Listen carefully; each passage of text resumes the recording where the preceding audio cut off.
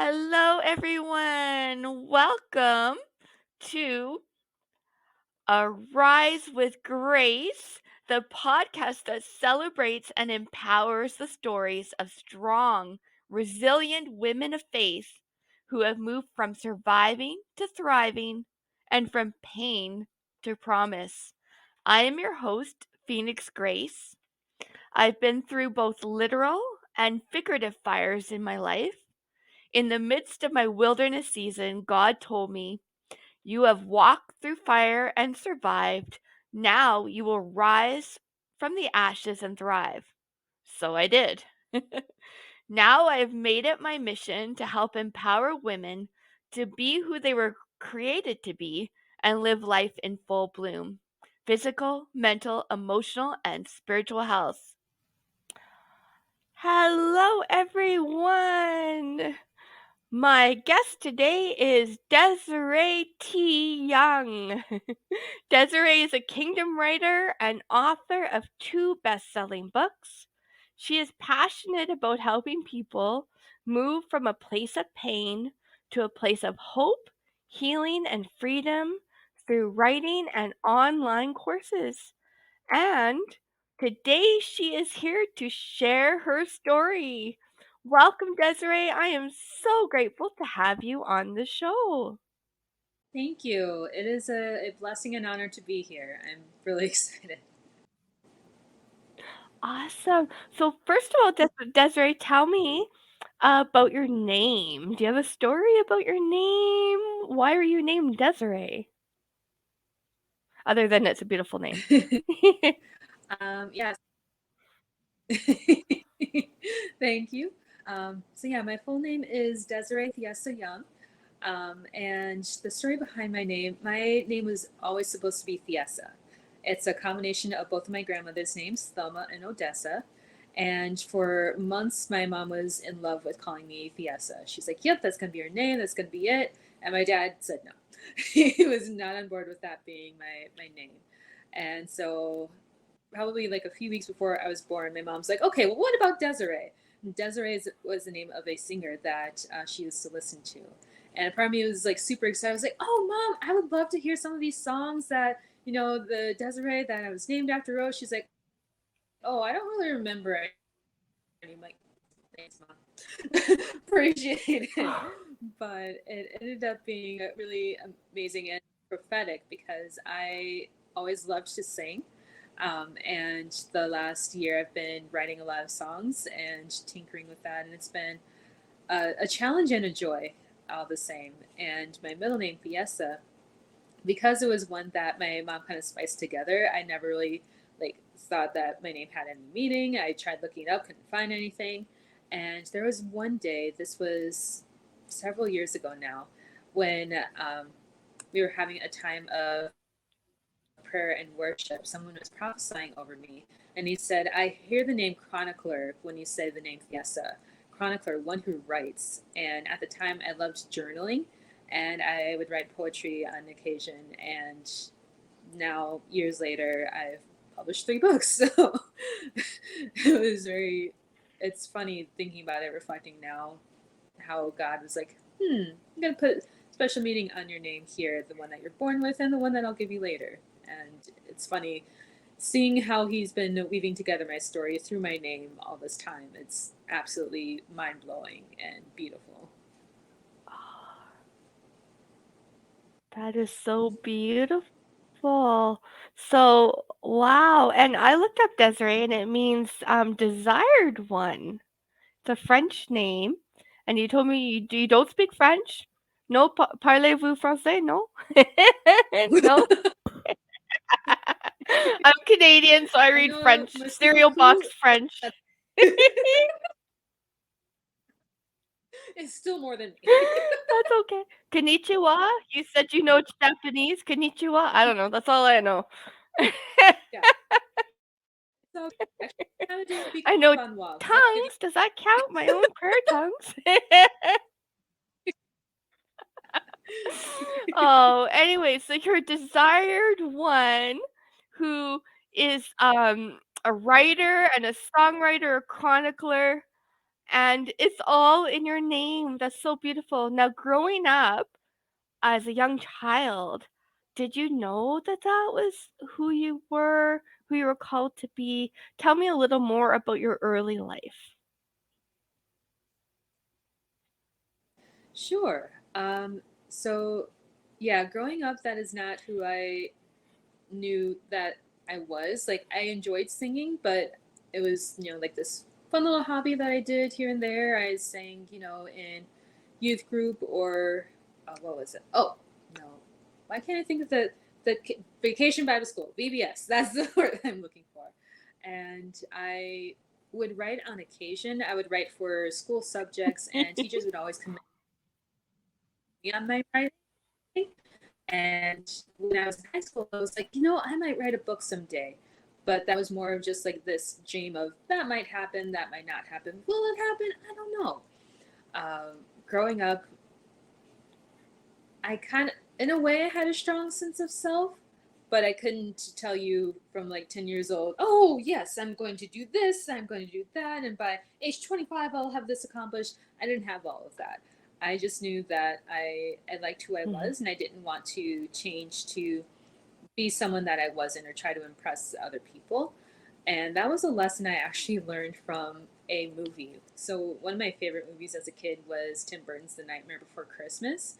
And I know sometimes when people say that, they kind of look at me like, really? That movie was so creepy and so weird. And I was like, it wasn't creepy. It took place in Halloween Town. That's how it was supposed to be. And what stuck out to me in that movie was Jack Skellington.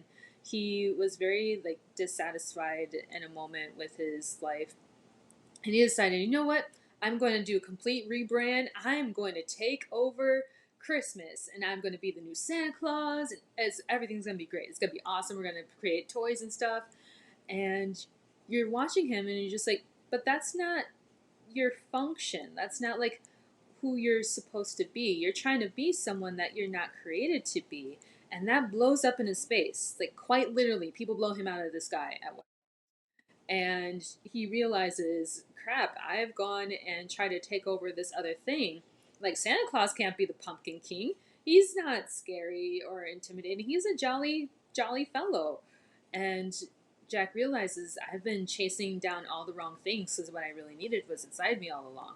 So he's like, okay, I'm gonna put everything back the way it was. I'm gonna make things right, and I'm going to, be who I was meant to be.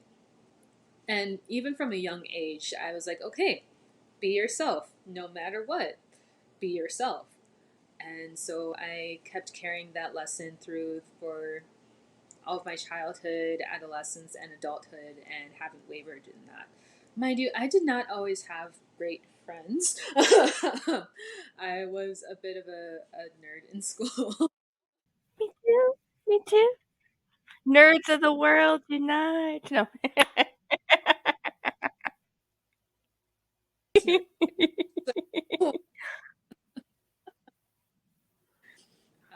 So, That's but right. yeah, Interesting. I prefer word even though interesting. That's what I prefer.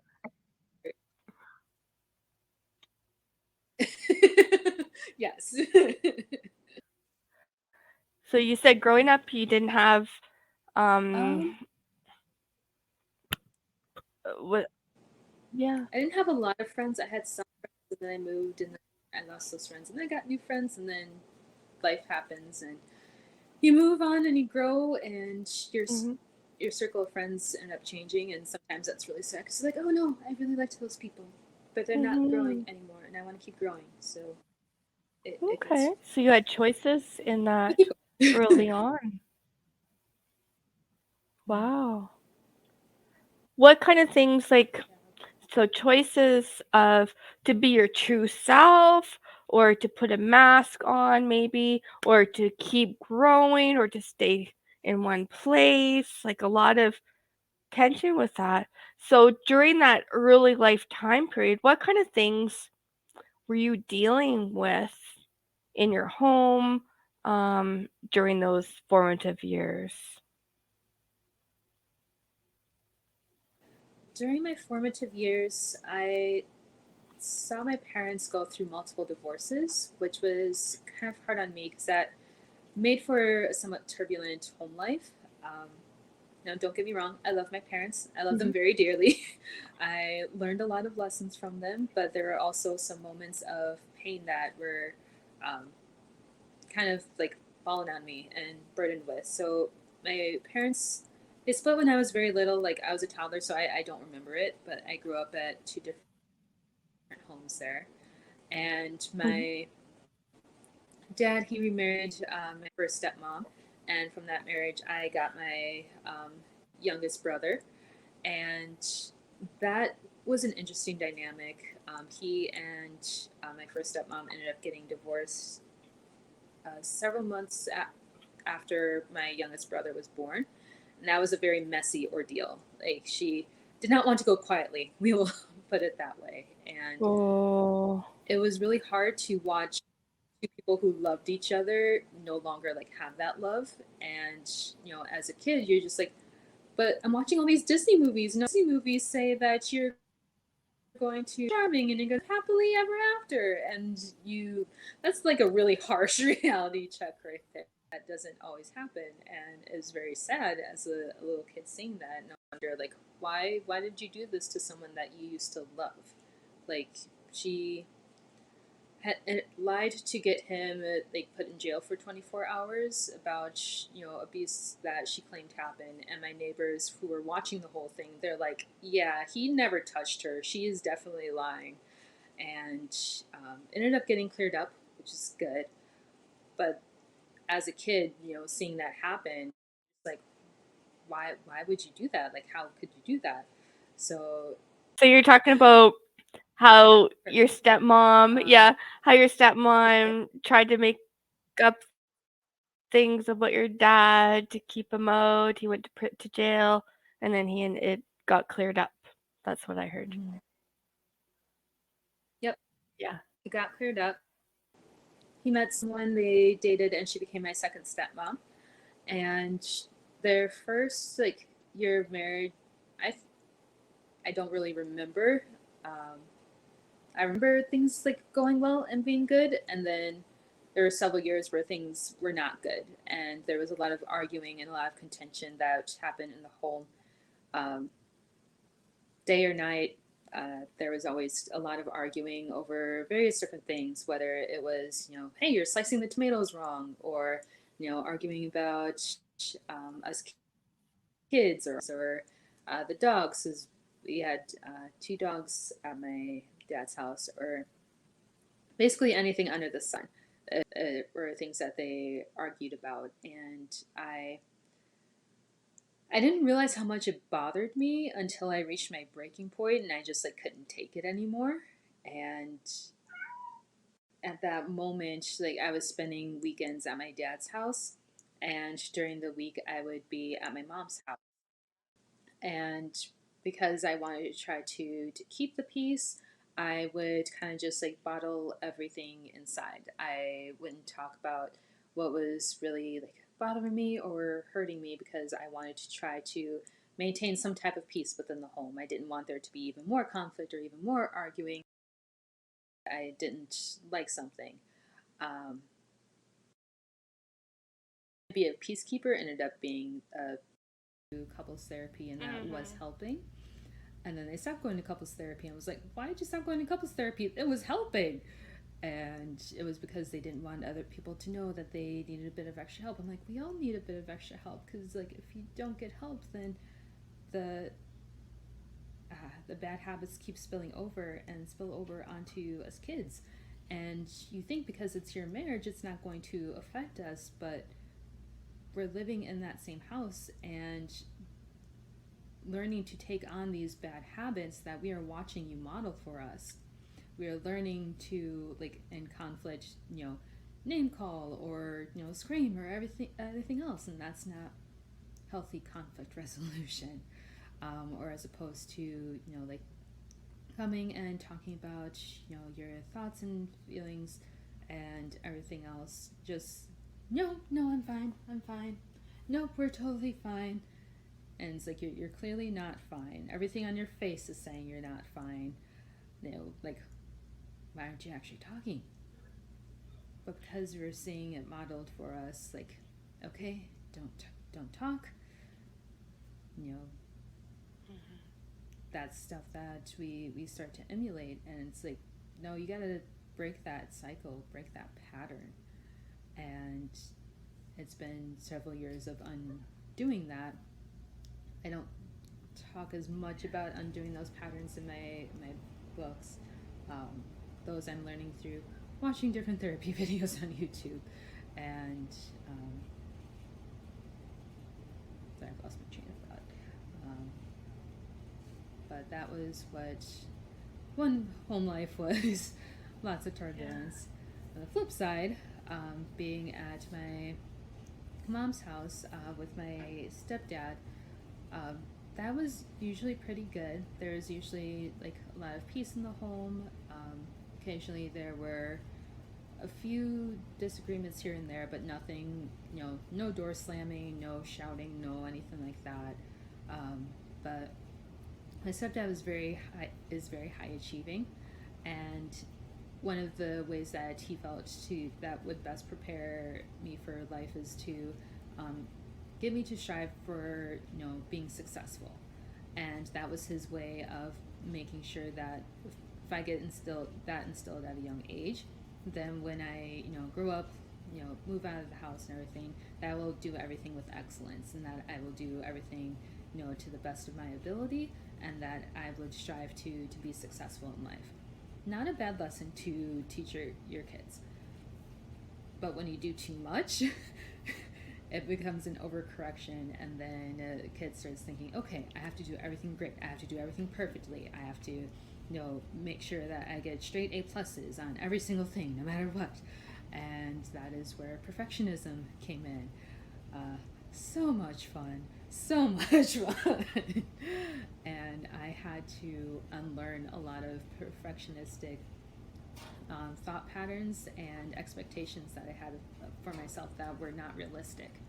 And I thought if I couldn't be perfect at something, then I was only mediocre or not good enough or just not enough. And one lie that had to be dismantled in me was that, and I had to learn that I am enough, and that being perfect is unrealistic and perfection is unattainable, but it's okay. You can still do your best. And if you make a mistake, it's not the end of the world. Like, your mistakes only have power over you if you let them. You can make a mistake, say, okay, what can I learn from this? All right, awesome, and move on with your life, as opposed to be like, but I made a mistake. No, what'll the Jetsons think? Want there to Mm-hmm. be, even if I said,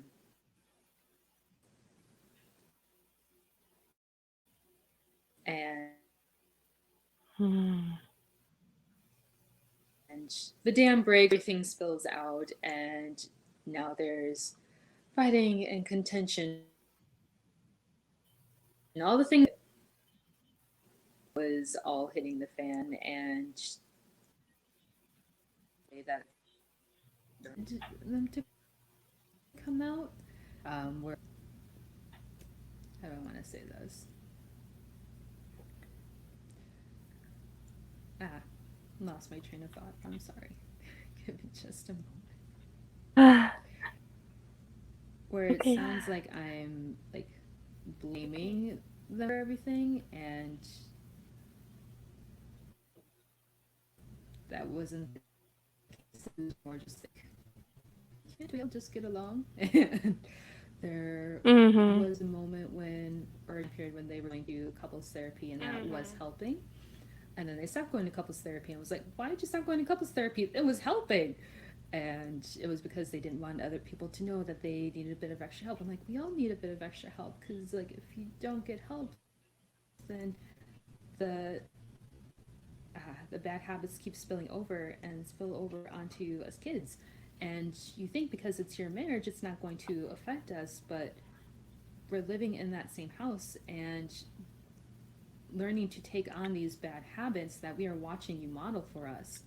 We are learning to, like, in conflict, name call or scream or everything else, and that's not healthy conflict resolution.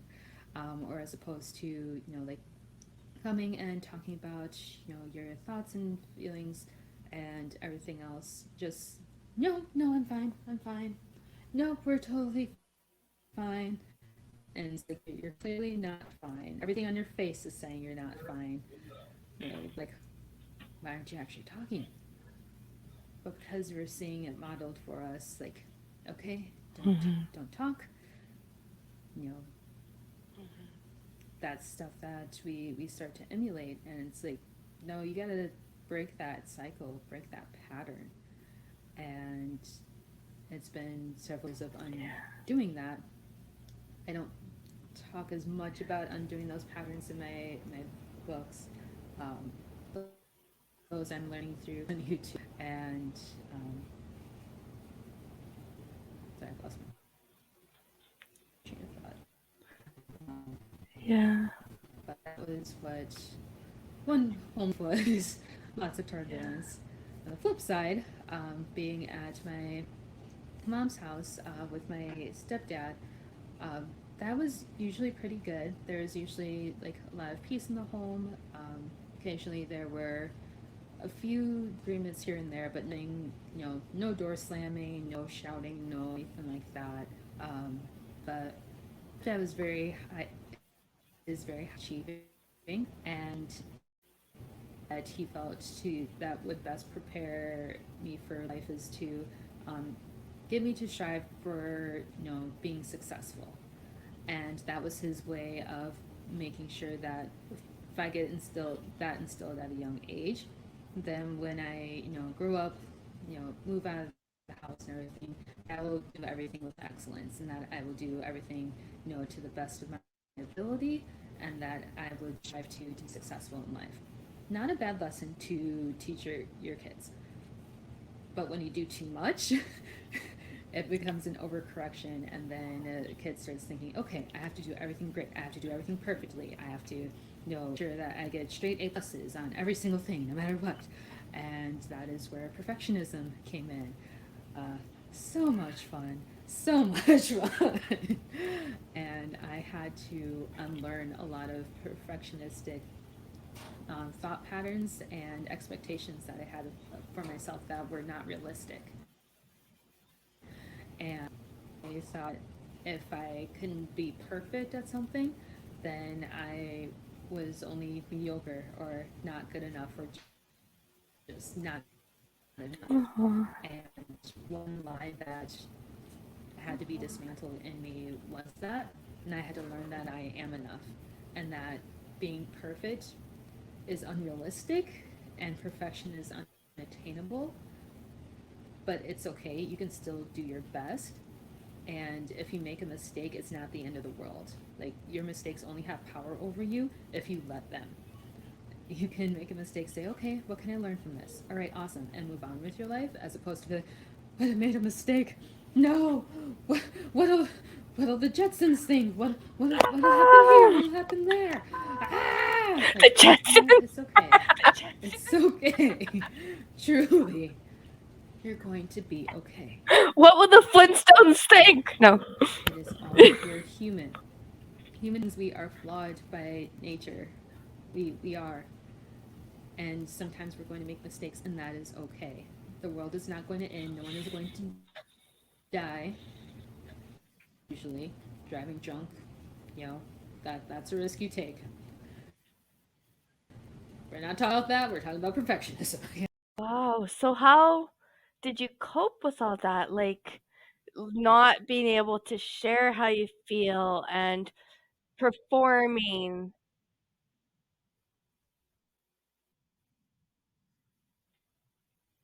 and um yeah. Yeah, so coping for me was putting on a brave face, a smiling face at any given point, and it was doing my best to get A's on as many assignments as I could. Sometimes I brought home B's. Occasionally there was a C, and I would like have a conniption in my in my own mind for that. And something that came about from me bottling up that all the pain and all the all the anguish that I was feeling was I was starting to think of cutting myself. I started thinking about that in late high school. And the thing about self injury and cutting is like, it's not about being into pain, it's not about being bored or anything like that. It's about trying to alleviate the emotional stress that you are under. Um, it's not a healthy way of trying to deal with it, but that that is the trigger for self injury or self injury ideation. For me, it was more the ideation side, and some days were really hard because it was very tempting to want to take, a knife or anything like that, and just like see and hope that it would help. And when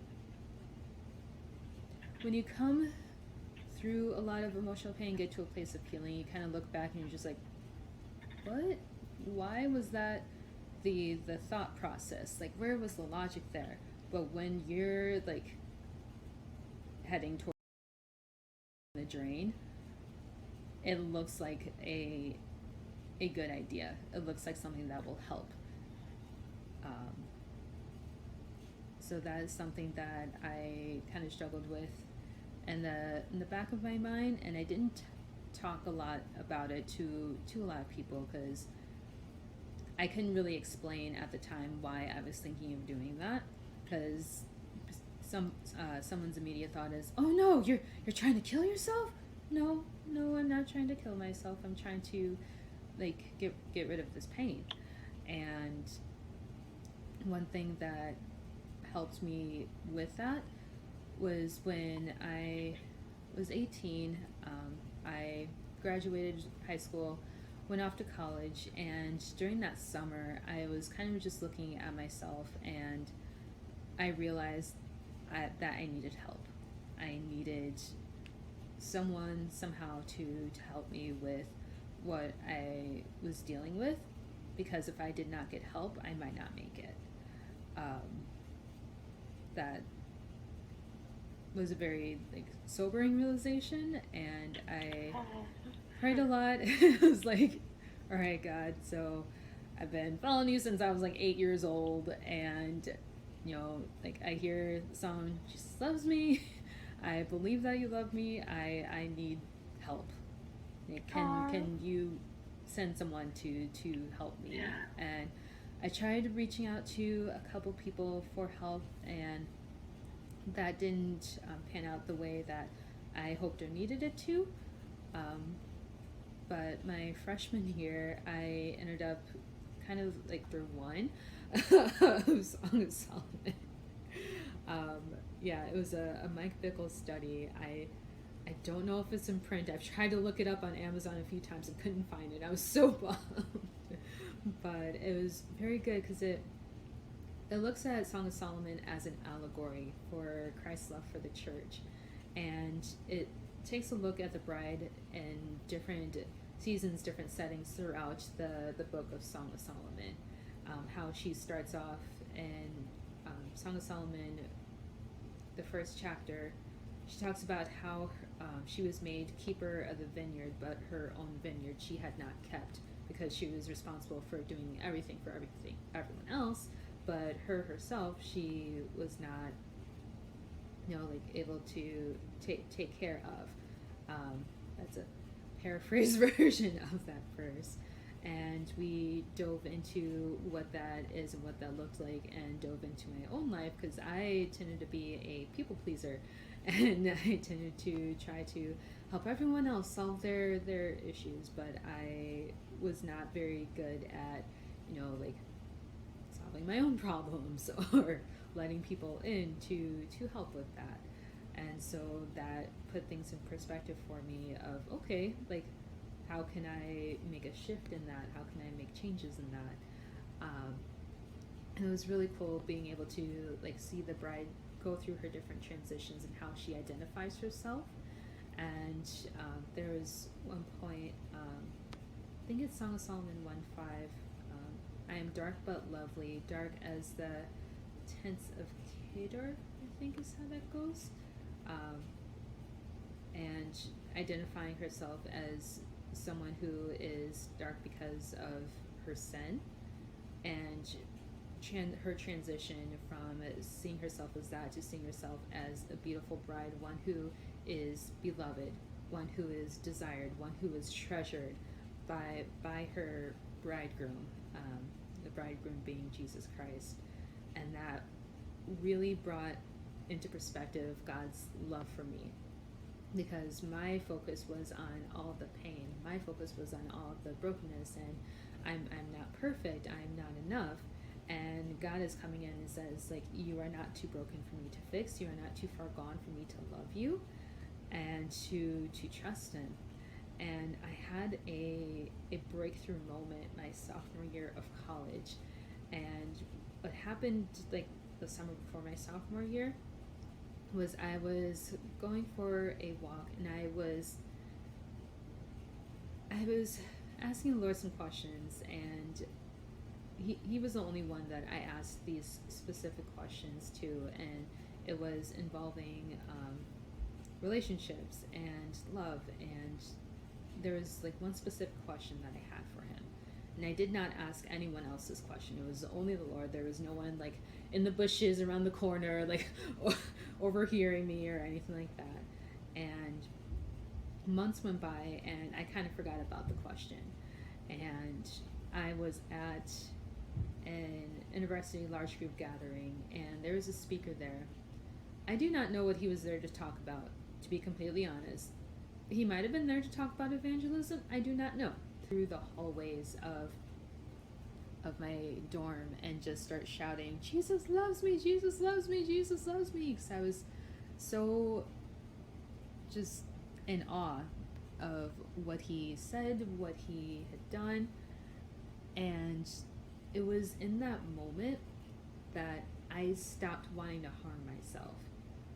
It was in that moment when the pain was no longer overwhelming, no longer consuming me. What was consuming me instead was God's love for me. What was consuming me instead was my identity as his chosen bride, as desired of the Lord, as loved by the Lord. That is what became my focus instead of the pain that I had been dealing with. Now, mind you, there were still some things that I had to work through.